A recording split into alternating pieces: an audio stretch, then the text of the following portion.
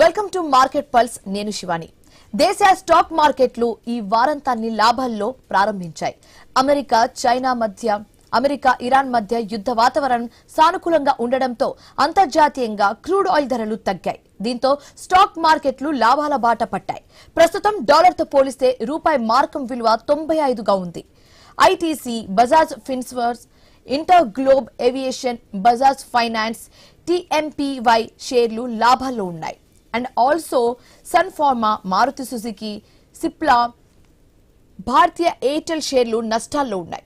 అంతర్జాతీయంగా Brent crude barrel ధర $83.5 ఉంది. ఐటీ, ఫార్మా, ఆటో రంగాల్లో ప్రస్తుత పరిస్థితి ఎలా ఉంది? ప్రస్తుతం ఏ రంగాల్లో పెట్టుబడులకు అనుకూలంగా ఉంది? ఇప్పుడున్న పరిస్థితుల్లో మ్యూచువల్ ఫండ్స్ ద్వారా పెట్టుబడి పెట్టడం మంచిదేనా? రైట్, ఇక ఈ అన్ని క్వశ్చన్స్ కి సంబంధించి డౌట్స్ క్లియర్ చేయడానికి right now we do have Sriramachandramurthy గారు, స్టాక్ మార్కెట్ అనలిస్ట్. ఆయనతో మాట్లాడే ప్రయత్నం అయితే చేద్దాం. So good evening sir. మనం చూస్తున్నాం ఇప్పుడు అందరూ కూడా స్టాక్ మార్కెట్స్ కి సంబంధించి ఏ విధంగా ఎంత ఎగ్జైట్మెంట్ తో ఉంటారు and at the same time అంతే నర్వస్ గా కూడా ఉంటారని చెప్పొచ్చు. సో ఇప్పుడు ఫస్ట్ ఆఫ్ ఆల్ మనం మ్యూచువల్ ఫండ్స్ గురించి మాట్లాడుకోవాలి సార్. ఎందుకంటే most of the people they invest on mutual funds. కాబట్టి ఇప్పుడున్న సిచ్యువేషన్ లో ఏదైతే అమెరికా అండ్ ఇరాన్ మధ్య ఉన్న సిచ్యువేషన్ చూస్తుంటే ఇలాంటి టైంలో మ్యూచువల్ ఫండ్స్ మీద ఇన్వెస్ట్ చేయడం ఎంతవరకు కరెక్ట్ అని మీరు అనుకుంటారు? ఒకవేళ బడ్డింగ్ ఇన్వెస్టర్స్ ఎవరైనా ఉన్నా, లేకపోతే ఆల్రెడీ ఇన్వెస్ట్ చేసిన వాళ్ళు ఉన్నా, వాళ్ళకి మీరు ఇచ్చే సజెషన్స్ ఏంటి సార్? యాక్చువల్లీ మ్యూచువల్ ఫండ్స్ అనేది ఏంటంటే మేడం, ఇది చాలా చాలా ఇంపార్టెంట్. వెల్త్ క్రియేషన్ అవడానికి ప్యాసివ్ ఇన్కమ్ కింద ఇది డెవలప్ అవుతుంది. మ్యూచువల్ ఫండ్స్ లో మినిమం ఒక 5 years నుంచి 7 years ఆర్జన్ లో ఉంటే మనకి తెలియకుండానే కాంపౌండింగ్ అనేది వర్కౌట్ అవుతుంది. సో చాలా మందికి స్టాక్ మార్కెట్ లో డైరెక్ట్ గా అనుభవం ఉండదు. సో వాళ్ళందరికీ కూడా ఏంటంటే మ్యూచువల్ ఫండ్స్ అనేది కరెక్ట్ ఎంట్రీ అనమాట. ఎందుకంటే ఒక్కో కంపెనీ పైకి వెళ్తుంది, మీరు అన్నట్టు అన్సర్టనిటీస్ ఉన్నాయి. ఫారెన్ గా ట్రంప్ చాలా హడావుడ్ చేస్తున్నారు. సో ఇలాంటి టైంలో ఏమవుతుందంటే దేంట్లో కొనుక్కోవాలి, ఏ షేరు కరెక్ట్ గా వెళ్తుంది, ఏ షేరు పైకి వెళ్తుంది, ఇలా ఎక్స్పీరియన్స్ లేని వాళ్ళందరికీ కూడా మ్యూచువల్ ఫండ్స్ అనేది బెస్ట్ ఆప్షన్ అనమాట. ఎందుకంటే అక్కడ ఆల్రెడీ సెబీగా వీళ్ళ కోసమే, ఎవరైతే నాలెడ్జ్ లేదో వాళ్ళందరి కోసమే ఇప్పుడు మ్యూచువల్ ఫండ్స్ ఏఎంసి అనేది క్రియేట్ చేశారు. సో వీళ్ళు ఏం చేస్తారంటే మన దగ్గర మనీ అంతా తీసుకొని వాళ్ళు ఎక్స్పర్ట్స్, ఇండస్ట్రీ ఎక్స్పర్ట్స్ వాళ్ళు ఆ మనీని హ్యాండిల్ చేస్తారు. సో ఏఎంసి కంపెనీస్ అంటాం. అలాగే వాళ్ళ ఇండియాలో వచ్చే దాదాపు ఒక 20-25 మ్యూచువల్ ఫండ్ కంపెనీస్ ఉన్నాయి. దాదాపు వాళ్ళ మ్యూచువల్ ఫండ్స్ ఇండస్ట్రీ వచ్చి 10 సంవత్సరాల్లో ఇప్పుడు ఎఫ్ఐఎస్ ని దాటి ముందుకెళ్ళిపోయింది. సో మ్యూచువల్ ఫండ్స్ ఎప్పుడు కూడా డిసీవ్ చేయవు. మార్కెట్స్ పడినా వాల్యూ తగ్గుతుంది తప్ప మళ్ళీ లాంగ్ టర్మ్ లో అవి పెరుగుతాయి. సో మ్యూచువల్ ఫండ్ మీరు అన్నట్టు చాలా ప్రతి ఒక్కరికి హెల్త్ ఇన్సూరెన్స్ ఎలా అవసరమో అలాగే మ్యూచువల్ ఫండ్స్ అనేది side by side passive income లాగా రావాలి. అది తీసుకుంటేనే మనకి. ఇప్పుడు నేను అడగబోయే క్వశ్చన్ నాకు తెలిసి చాలా జనరల్ క్వశ్చన్ అండ్ మీరు చాలా సార్లు ఈ క్వశ్చన్ విని ఉంటారు. But still I want to ask. ఎందుకంటే ఇప్పుడున్న టైంలో అసలు మ్యూచువల్ ఫండ్స్ చాలా ఇంపార్టెంట్. కాబట్టి ఎలాంటి మ్యూచువల్ ఫండ్ తీసుకుంటే, ఎలాంటి కంపెనీస్లో ఇన్వెస్ట్ చేస్తే బెస్ట్ అని మీరు అంటారు? I know it's quite frequently asked question. But still ఎవరైతే బడ్డింగ్ ఇన్వెస్టర్స్ ఉంటారో, ఇప్పుడు నేర్చుకునే వాళ్ళు ఉంటారో, వాళ్ళకు ఒక హెల్ప్ అయ్యే క్వశ్చన్ అని కూడా చెప్పచ్చు సార్. అంటే చాలా మంది ఏంటంటే అన్ని మాకు తెలుసు అనుకుంటాం, కానీ మనకు తెలియని బేసిక్స్ చాలా ఉంటాయి. మీరు అన్న పాయింట్ ఏంటంటే చాలా కరెక్ట్. మ్యూచువల్ ఫండ్స్ ఏంటంటే యాక్చువల్ గా 3 రకాలు. ఒకటి equity linked mutual funds, 2 debt linked mutual funds, 3 hybrid. So అంటే మనం ఇచ్చిన డబ్బుల్ని డైరెక్ట్ గా ఈక్విటీ లింక్డ్ మ్యూచువల్ ఫండ్స్ అంటే డైరెక్ట్ గా ఈక్విటీస్ లో ఇన్వెస్ట్ చేస్తారు, టోటల్ 100% అమౌంట్. రెండోది అలా కాదు, మాకు రిస్క్ ఎక్కువ వద్దు అంటే డెట్ ఫండ్స్ లో పెడతారు. డెట్ ఫండ్స్ లో మీకు సేఫ్టీగా గవర్నమెంట్ సెక్యూరిటీ కానీ, బ్యాంక్స్ లో కానీ, ఆ తర్వాత AAA రేటింగ్ కంపెనీస్ లో కానీ, డిబెంచర్స్ లో కానీ ఇన్వెస్ట్ చేసి మనకి ఒక ఫిక్స్డ్ ఇన్కమ్ అనేది నెలకి సంవత్సరానికి అలా తీసుకురాగలరు. దాన్ని డెట్ మ్యూచువల్ ఫండ్స్ అంటాం. ఇప్పుడు మూడో పాయింట్ ఏంటంటే కాంబినేషన్. సో డెబిట్ కాంబినేషన్ ఏమంటాం అంటే హైబ్రిడ్ మ్యూచువల్ ఫండ్స్ అంటాం. వాటిల్లో కొంత అమౌంట్ 50% ఈక్విటీ, 50% డెట్ లో పెట్టుకుంటాం. సో మీ యొక్క ఏజ్ ని బట్టి మీరు ఈ మూడిట్లో ఏది తీసుకోవాలనేది డిసైడ్ చేసుకోవాలి. సార్ ఇప్పుడు ఈ టైంలో మీరు మార్కెట్ లో ఎంటర్ అయ్యి ఇలా ఇన్వెస్ట్ చేయడం కరెక్టా సార్? మార్కెట్ లో ఎంటర్ కాకపోతే ఇంకెక్కడ ఎంటర్ అవుతాం? వెల్త్ క్రియేట్ అవ్వాల్సింది స్టాక్ మార్కెట్ లోనే. స్టాక్ మార్కెట్ లో టైం ఇంపార్టెంట్ కాదు, ఎంత టైం ఉన్నా టైమింగ్ ఇంపార్టెంట్ అంటాం. అంటే నేను ఇవాళ కొనేసేసి నాకు సాయంత్రం కల్లా కావాలి అనే వాళ్ళందరూ కూడా మేనేజ్ అయిపోతారు. ఇవాళ కొని నేను ఒక 5 ఏళ్ళు 4 ఇయర్స్ ఓపిక 5 ఇయర్స్. ఉండాలని చెప్తున్నారు. అవును, లాంగ్ టర్మ్ ఇన్వెస్ట్ చేసే వాళ్ళకే మనీ. నేను షార్ట్ టర్మ్ లో ఇన్వెస్ట్ చేసే వాళ్ళు ఎవరికి కూడా మనీ ఉండదు. కాబట్టి ఇది టైమింగ్ కాదు, time important. Okay okay. So sir, రూపాయి బలహీనత ఐటీ ఫార్మా ఆటో రంగాలపై ఎలాంటి ప్రభావం చూపే ఛాన్స్ ఉంది సార్? మనం చూస్తున్నాము రూపీ వాల్యూ ఏదైతే ఉందో క్రమక్రమంగా పడిపోతుంది. సో దాని ఇంపాక్ట్ మార్కెట్స్ మీద ఏ విధంగా పడే ఛాన్సెస్ ఉన్నాయి? యాక్చువల్గా రూపీ ఇంపాక్ట్ అంతకుముందు చూస్తే దాదాపు 1 ఇయర్ బ్యాక్ ఇప్పటికి ఒక 10% దాకా ఫాల్ అయింది. అంతకుముందు $90 అలా ఉండేది, ఇప్పుడు 95 ఆల్రెడీ వచ్చింది. ఏదో ఒక రోజు 100 కూడా టచ్ అయ్యే ఛాన్సెస్ ఉన్నాయి. ఇదేమవుతుందంటే ఈ యొక్క ఆయిల్ పెరగడం వల్ల మనకి కరెంట్ అకౌంట్ డెఫిసిట్ పెరగడం, అలాగే అంతా కూడా పేమెంట్స్ అన్ని కూడా మన డాలర్స్ లో చేయటం వల్ల మేజర్ గా ఈ యొక్క రూపీ వీక్ అవడానికి కారణం అవుతుంది. సో ఇంటర్నేషనల్ గా డాలర్ తో పోలిస్తే రూపీ వీక్ అవుతుంది కరెన్సీ. దానికి ఇంపాక్ట్ అయ్యే దానివల్ల ఏమవుతాయంటే ఎక్స్పోర్ట్స్ కంపెనీలు అన్ని కూడా పాజిటివ్ అవుతాయి, ఇంపోర్ట్స్ అన్ని కూడా నెగిటివ్ అవుతాయి. ఇంపోర్ట్స్ ఇంకా కాస్ట్ ఎక్కువ పెట్టాల్సి వస్తుంది. మనకి మేజర్ ఇంపోర్ట్స్ వచ్చి క్రూడ్ ఆయిల్, గోల్డ్. సపోజ్ అందుకని క్రూడ్ ఆయిల్, గోల్డ్ కూడా రేట్లు బాగా పెరిగే ఛాన్సెస్ పెరుగుతున్నాయి. కాబట్టి ఆ కరెంట్ అకౌంట్ డెఫిసిట్ అనేది ఉంది.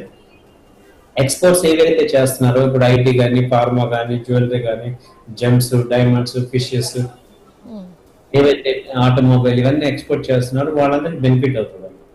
సో అందుకే ఎక్స్పోర్ట్ కంపెనీస్ అన్ని పెరుగుతున్నాయి, ఇంపోర్ట్ కంపెనీస్ అన్ని తగ్గుతున్నాయి. ఆయిల్ ఓరియంటెడ్ కంపెనీలు అన్ని కూడా తగ్గిపోతున్నాయి. సో ఏవైతే ఎక్స్పోర్ట్ చేస్తున్నారో అవి పెరుగుతున్నాయి. ఓకే. సో సార్, మనం మరి ముఖ్యంగా క్రూడ్ ఆయిల్ గురించి మాట్లాడాలి. ఇప్పుడు క్రూడ్ ఆయిల్ రేట్లు మనం చాలా మార్పులు చూస్తున్నాం, అప్స్ అండ్ డౌన్స్ చూస్తున్నాము. సో ఈ మార్పులు ఒకవేళ చూస్తే అది ఇన్ఫ్లమేషన్ మీద ఏమైనా ఇంపాక్ట్ పడే ఛాన్సెస్ ఉందా సార్?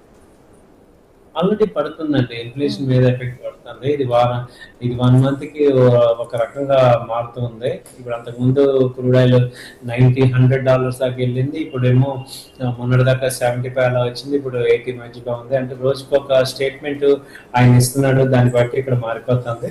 బట్ లాస్ట్ మార్చ్ నుంచి కూడా మనకి ఇండియా మీద చాలా ఇంపాక్ట్ ఉంది. సో ఆయిల్ కంపెనీస్ వాళ్ళు బెనిఫిట్ పొందుతున్నారు, క్రూడ్ ఆయిల్ అమ్మే వాళ్ళు బెనిఫిట్ పొందుతున్నారు, కానీ క్రూడ్ ఆయిల్ కొనే వాళ్ళందరూ కూడా చాలా వరస్ట్ గా ఉంది. సో ఇన్ఫ్లేషన్ ఎఫెక్ట్ అవుతుంది. దాని ఇంపాక్ట్ మనకి ఆల్రెడీ చూసాము. అన్ని హోటల్స్ లో రేట్లు పెరిగినాయి, ట్రాన్స్పోర్ట్ రేట్లు పెరిగినాయి, అన్ని బస్సెస్ చార్జెస్ అన్ని పెరిగిపోతున్నాయి. ఇప్పుడు మామూలుగా మనం హోటల్లో చూస్తున్న ఇడ్లీ $40 ఉంటే వాళ్ళు $60 అయిపోయింది. సో అదే రీజన్. సో గ్యాస్ షార్టేజ్ వస్తుంది, తర్వాత ఆయిల్ రేట్లు పెంచారు కదా, 115 దాకా వెళ్ళిపోయింది. సో ఇవన్నీ కూడా మనకి ఏంటంటే నెగిటివ్ ఇంపాక్ట్ మా సొసైటీలో, ఎకనామిక్ నెగిటివ్ ఇంపాక్ట్ క్రూడ్ పెరగడం. దాన్ని రిడ్యూస్ చేయడానికి మళ్ళీ ఇంట్రెస్ట్ రేట్లు పెంచాల్సి వస్తుంది. ఇవన్నీ జరుగుతుంటాయి దాన్ని తగ్గించడానికి. సో సార్, ఇప్పుడు మీరు క్లియర్గా చెప్తున్నారు, ఒకటి ఇన్ఫ్లేషన్ గురించి మాట్లాడుకుంటే అది క్రమక్రమంగా పెరుగుతుంది, అండ్ రెండో వైపు చూసుకుంటే ఇప్పుడు అన్ని అంటే జనరల్గా మనం కొనే వస్తువులు రేట్లు కూడా పెరిగిపోతున్నాయి. ఒకవేళ మీరు అబ్జర్వ్ చేస్తే ఆల్రెడీ అబ్జర్వ్ చేసినట్టున్నారు. సో ఓవైపు రేట్లు పెరిగిపోతున్నాయి, ఇన్ఫ్లేషన్ పెరిగిపోతుంది. సో వీటన్నిటి మధ్య ఒక జనరల్ లైక్ బేసిక్ శాలరీతో ఒక బేసిక్ ఇన్కమ్తో ఒక ఫ్యామిలీని డ్రైవ్ చేయడం ఎంతవరకు ఈజీగా అవుతుందని మీరు అనుకుంటున్నారు? అది బూనా బేనా అని అడిగితే ఏం చెప్తారు సార్? యాక్చువల్గా ఏంటంటే దీన్ని మంచి క్వశ్చన్ అడిగారు. ఇదేమవుతుందంటే ఇప్పుడు మనము ఇవాళ యాజ్ ఏ ట్రూ ఇండియన్స్ గా మనం అర్థం చేసుకోవాల్సింది ఏంటంటే, మనకి ఇప్పుడు ఆ రూపీ తగ్గిస్తే మనకి ఆటోమేటిక్ గా మన ఎకానమీ పెరుగుతుంది. ఇప్పుడు క్రూడ్ తగ్గించలేం కాబట్టి గోల్డ్ తగ్గించగలం. క్రూడ్ కూడా వాళ్ళ ఆల్టర్నేట్స్ మనందరం ఎలక్ట్రికల్ వెహికల్స్ తీసుకోవటం అనేది నేర్చుకుంటే క్రూడ్ ఆయిల్ ఇంపాక్ట్ తగ్గిపోతాం. అలాగే గోల్డ్ ని ఫిజికల్ గా కాకుండా ఎలక్ట్రానిక్ ఫార్మేట్ లో కొనుక్కోవడం వల్ల గోల్డ్ దాదాపు 800 టన్స్ మనం ఎవ్రీ ఇయర్ ఇంపోర్ట్ చేసుకుంటాం, దాన్ని తగ్గిపోతుంది. సో ఈ రెండు కూడా మనం ఒక ట్రూ ఇండియన్స్ గా ఆలోచించి, మనకు కూడా మీరు అన్నట్టు నా ఫ్యామిలీ బాగుండాలంటే నేను పెట్రోల్ ఎందుకు వాడాలి, నాకు ఆల్టర్నేటివ్ గా ఎలక్ట్రికల్ వెహికల్స్ వస్తున్నప్పుడు నేను పెట్రోల్ ఎందుకు వాడుకోవాలి, కాబట్టి ఇమీడియట్ గా నేను ఎలక్ట్రికల్ వెహికల్ కి షిఫ్ట్ అయిపోతే నాకు దాదాపు నెలకు 5-6 వేలు తగ్గిపోద్ది కదా. అలాగే కంట్రీకి కూడా మనం హెల్ప్ చేసినట్టు అవుతుంది. కాబట్టి ముందు షేర్ మార్కెట్ లో ఇన్వెస్ట్ చేయాలి, మ్యూచువల్ ఫండ్ ఇన్వెస్ట్ చేయాలి. వీటన్నిటికన్నా ఇంపార్టెంట్ ఆ క్రూడ్ ఆయిల్ అనేది వాడకూడదు, పెట్రోల్ అనేది మన లైఫ్ లో రాకూడదు అనేది ఫస్ట్ గోల్ పెట్టుకోవాలి. ఎలక్ట్రికల్ వెహికల్స్ వైపుకి వెళ్ళిపోతే మనం ఫస్ట్ మన ఎకానమీని స్ట్రాంగ్ చేస్తాం, మన ఇంట్లో ఎకానమీ కూడా స్ట్రాంగ్ అవుతుంది.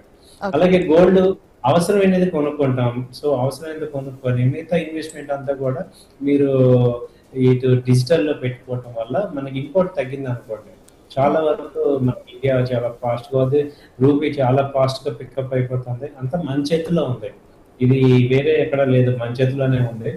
సో మనందరం ఒక కంట్రోల్ చేసుకోగలిగితే ఆటోమేటిక్ గా మన ఎకానమీ మన చేతిలో ఉంది, వాళ్ళ చేసుకోగలం.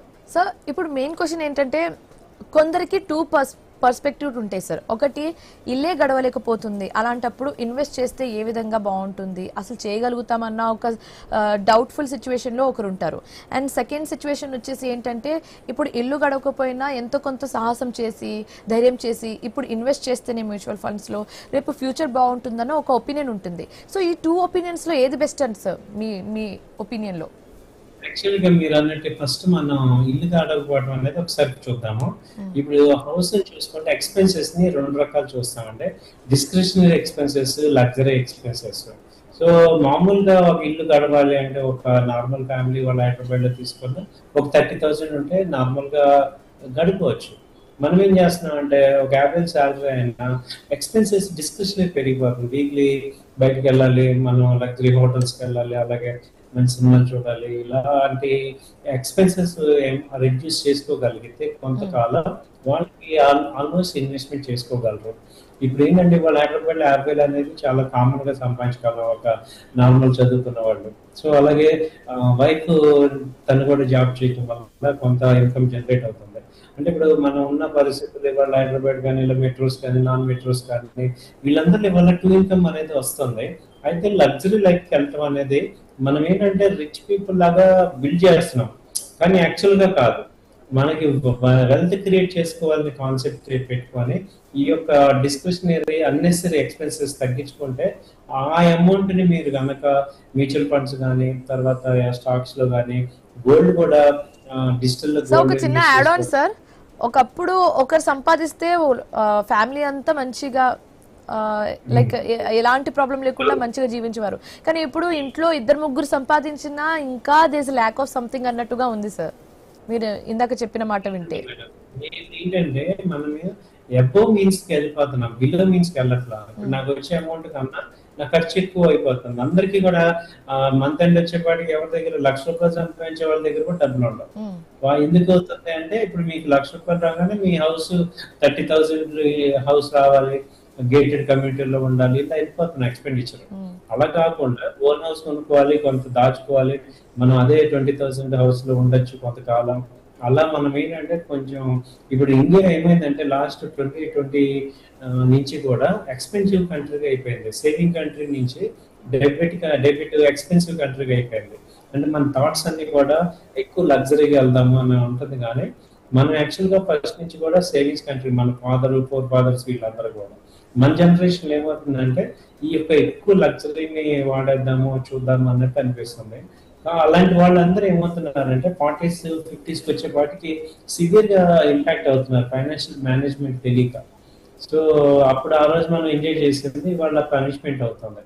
కాబట్టి ఎంజాయ్ అనేది తగ్గించుకొని కొంత మనం ఇన్వెస్ట్మెంట్ అనేది పెంచుకోగలిగితే ఇవాళ సామాన్యులు కూడా కోటేశ్వరులు అవ్వగలరు. ఇవాళ అలాంటి ఆపర్చునిటీస్ ఉన్నాయి ఇండియాలో. కాకపోతే ఖర్చులు అనేవి కరెక్ట్ గా చేస్తామా, ఇన్వెస్ట్మెంట్స్ అనేవి చేస్తామా అనేది చెక్ చేసుకోవాలి. ఇది చాలా మీరు అడిగిన క్వశ్చన్. ఎందుకంటే అందరం కూడా ఇప్పుడు వాళ్ళు కొన్నారు వీళ్ళు కొన్నారు అని మన పిల్లలకి ఇష్యూ ఉంది, ₹1,000 కొంటున్నాం, 2,000 కొంటున్నాం, అలా అంత డిస్క్రిషనరీ లగ్జరీ ఎక్స్పెన్సెస్కి వెళ్ళిపోతున్నాం. ఒక నార్మల్ గా మనం ఇవి ఇంప్రూవ్ చేసుకోవాలి అనేది, ఇన్వెస్ట్మెంట్ చేసుకోవాలన్న ఫ్యామిలీస్ అన్ని కూడా బాగున్నాయి. ఇలా ఉన్న ఫ్యామిలీస్ అన్ని కూడా ఇబ్బంది పడుతున్నారు. సో ఇప్పుడు ఏంటంటే మనం ఫస్ట్ ఇంపార్టెంట్ మన దగ్గర వెల్త్ క్రియేట్ అవ్వాలి అంటే మనం మనకు వచ్చే శాలరీ కన్నా తక్కువలో ఉండాలి మన ఎక్స్పెన్సెస్. అది మనం బడ్జెట్ చేసుకుంటే అయిపోతుంది, చేసుకోవచ్చు.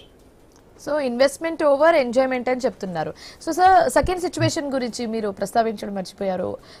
ఇప్పుడు పరిస్థితులు బాగుండకపోయినా ఎంతో కొంత ఇన్వెస్ట్ చేస్తే ఫ్యూచర్ బాగుంటుందన్న పర్స్పెక్టివ్ తో కొందరు ఉంటారు. వాళ్ళ గురించి ఏం చెప్తారు?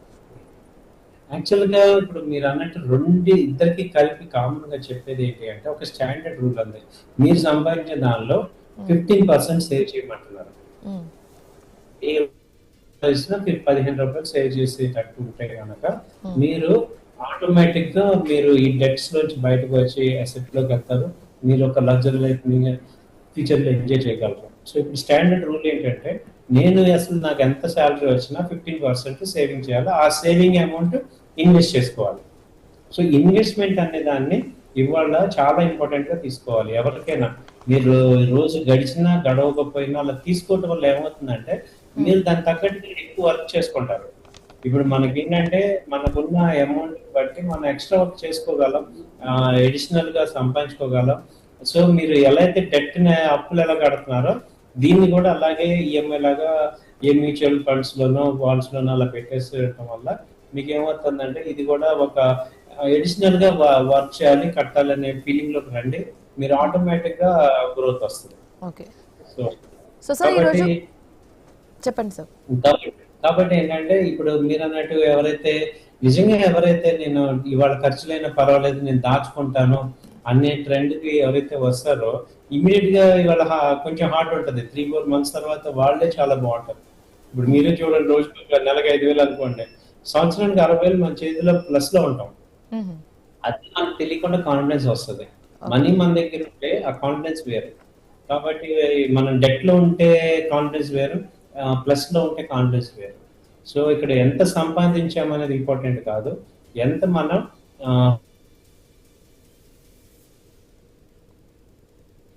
Right. there's a technical problem, we'll get back to you sir. So basically దేశ స్టాక్ మార్కెట్లు ఈ వారాంతాన్ని లాభాల్లో ప్రారంభించాయని చెప్పొచ్చు. అమెరికా ఇరాన్ మధ్య యుద్ధ వాతావరణం సానుకూలంగా ఉండడంతో అంతర్జాతీయ క్రూడ్ ఆయిల్ ధరలు తగ్గాయి. దీంతో స్టాక్ మార్కెట్లు లాభాల బాట పట్టాయి. ప్రస్తుతం డాలర్తో పోలిస్తే రూపాయి మారకం విలువ 95గా ఉంది. ITC, Bajaj Finserv, InterGlobe Aviation, Bajaj Finance, TMPY షేర్లు లాభాల్లో ఉన్నాయి. And also Sun Pharma, Maruti Suzuki, Cipla, ONGC, Bharti Airtel షేర్లు నష్టాల్లో ఉన్నాయి. అంతర్జాతీయంగా బ్రెంట్ క్రూడ్ బ్యారెల్ ధర $83.5గా ఉంది. ఐటీ, ఫార్మా, ఆటో రంగాల్లో ప్రస్తుత పరిస్థితి ఏ విధంగా ఉంది? ప్రస్తుతం ఏ రంగాల్లో పెట్టుబడులకు అనుకూలంగా ఉంది? ఇప్పుడున్న పరిస్థితుల్లో మ్యూచువల్ ఫండ్స్ ద్వారా పెట్టుబడి పెట్టడం మంచిదేనా అన్న క్వశ్చన్స్ రేజ్ అవుతున్నాయి.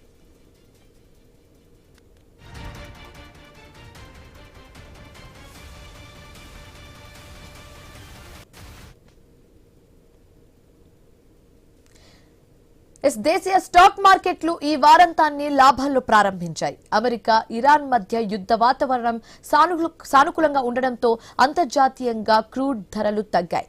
దీంతో స్టాక్ మార్కెట్లు లాభాల బాట పడుతున్నాయి. ప్రస్తుతం డాలర్తో పోలిస్తే రూపాయి మారకం విలువ 95గా ఉంది. ITC, Bajaj, InterGlobe Aviation, Bajaj Finance, TMPY షేర్లు లాభాల్లో ఉన్నాయి. అదేవిధంగా Sun Pharma, Maruti Suzuki, Cipla, ONGC, Bharti Airtel షేర్లు నష్టాల్లో ఉన్నాయి. అంతర్జాతీయంగా బ్రెంట్ క్రూడ్ బ్యారెల్ ధర $83.5గా ఉంది. ఐటీ, ఫార్మా, ఆటో రంగాల్లో పరిస్థితి ఏ విధంగా ఉంది? ప్రస్తుతం ఏ రంగాల్లో పెట్టుబడులకు అనుకూలంగా ఉంది? ఇప్పుడున్న పరిస్థితుల్లో మ్యూచువల్ ఫండ్స్ ద్వారా పెట్టుబడి పెట్టడం మంచిదేనా?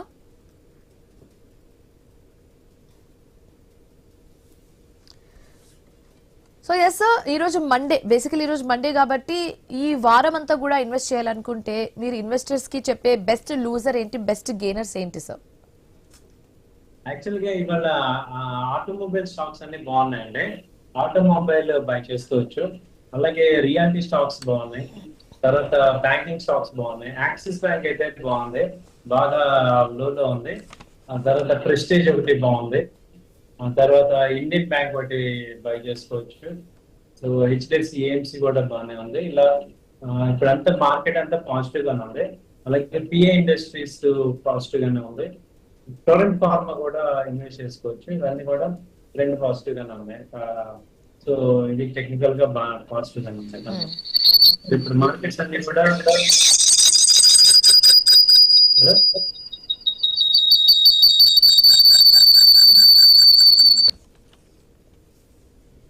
సార్ హలో, చెప్పండి సార్.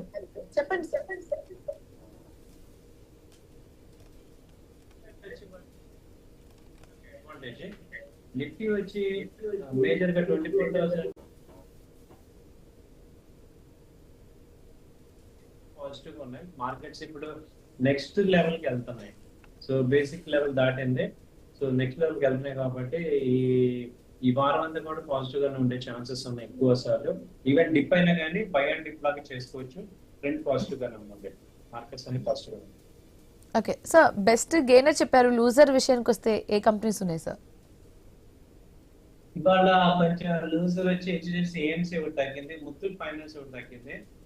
సో అలాగే ముత్తూట్ ఫైనాన్స్ ఈ చిన్న చిన్నవి తప్ప పెద్దగా ఏమీ అవ్వలేదు.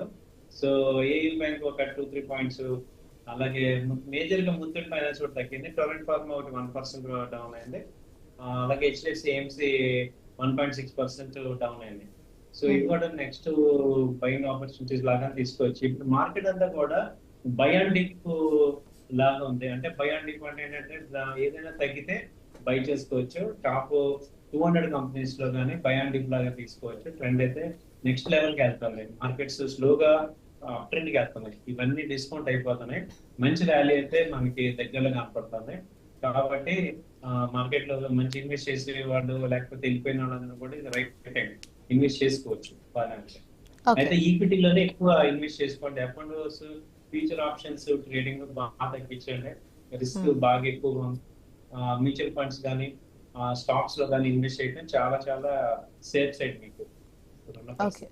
సో సార్, ఈరోజు స్టాక్ మార్కెట్ స్టార్ట్ అవ్వడం లాభాలతో స్టార్ట్ అయింది అండ్ ముగిసింది కూడా లాభాలతోనే అని చెప్పొచ్చు.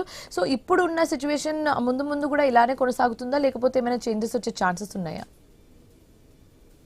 అంటే ఇప్పుడు టెక్నికల్ గా ఇదేంటంటే ఇండియన్ స్టాక్ మార్కెట్ వచ్చి సైకలాజికల్ లెవెల్ దాటింది. కాబట్టి ఇక్కడ ఏంటంటే ట్రెండ్ అయితే పాజిటివ్ గానే కనపడుతుంది. నిఫ్టీ వచ్చి 24,600 మేజర్స్, అంతకుముందు దాకా 24,400 దగ్గర ఉంది. ఇప్పుడు నెక్స్ట్ 24,600 దాటింది కాబట్టి ఇప్పుడు 25,000 దాకా వచ్చే ఛాన్స్ ఉంది. So any dip buying opportunity కింద తీసుకోవచ్చు. ట్రెండ్ అయితే ఓవరాల్ గా పాజిటివ్ గానే ఉంది. స్లోగా పైకి వెళ్తుంది. అలాగే ఈ నెక్స్ట్ 5 days లో ఏదో ఒక రోజు ఒక 100-150 పాయింట్స్ డిప్ అయినప్పుడు బై అండ్ డిప్ లాగా తీసుకొని నెక్స్ట్ వాల్యూలోకి వెళ్ళొచ్చు. అంతేగాని షార్ట్ సెల్లింగ్ కన్నా కూడా లాంగ్ లో ఉంటే బెటర్. ట్రెండ్ పాజిటివ్ గా. ఓకే. సో సార్, ఇప్పుడు గోల్డ్ విషయానికి వస్తే చాలా డౌట్స్ ఉన్నాయి సార్. ఇప్పుడు గోల్డ్ అనేది ఫిజికల్ ఫామ్లో కొనాలా లేకపోతే డిజిటల్ ఫామ్లో కొనాలా అన్న డౌట్ చాలా ఉన్నాయి. అండ్ డిజిటల్ ఫామ్ విషయానికి వస్తే చాలా ఆప్షన్స్ కనిపిస్తున్నాయి, బట్ చాలా కన్ఫ్యూజ్ అయిపోతున్నారు ఈజీగా ఎందులో ఇన్వెస్ట్ చేయాలి, ఇన్వెస్ట్ చేయడం సేఫా కాదా అనేది. మీ ఒపీనియన్ ఏంటి సార్ దీని మీద? గోల్డ్ అయితే రెగ్యులర్ గా ఆర్నమెంట్స్ ఏమన్నా లేడీస్ కావాల్సినవి లేదా మ్యారేజెస్ కి కావాల్సినవి వాటి వరకు కొనుక్కొని మిగతా ఇన్వెస్ట్మెంట్ అంతా కూడా డిజిటల్ గా చేయడం అనేది బెస్ట్. డిజిటల్ గా ఏంటంటే RBI approved gold investments sites లోనే చేయడం అనేది బెస్ట్. ఇప్పుడు ఎన్ఎస్సి కూడా డిజిటల్ గా గోల్డ్ ఇస్తుంది. అలాగే ఎన్ఎస్సి మ్యూచువల్ ఫండ్స్ ఉన్నాయి, ఈటీఎఫ్స్ ఉన్నాయి. ఎన్ఎస్సి గోల్డ్ ఈటీఎఫ్ కానీ సిల్వర్ ఈటీఎఫ్ కానీ తీసుకోవచ్చు. వాటిల్లో అయితే ఇంకా అసలు టెన్షన్ ఉండదు. మార్కెట్ రేట్ తో పాటు అవి కూడా ఫ్లక్చుయేషన్స్ అవుతున్నాయి. కాబట్టి డిజిటల్ బెటర్ గానే ఉంది.